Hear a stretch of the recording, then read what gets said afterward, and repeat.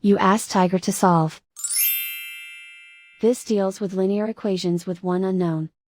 The final result is x equals 4. Let's solve it step by step. Simplify the expression. Expand the parentheses. Simplify the arithmetic. Group like terms. Combine like terms. Group all constants on the right side of the equation.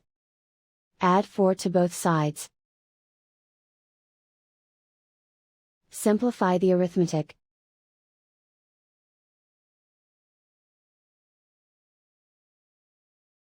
Isolate the x.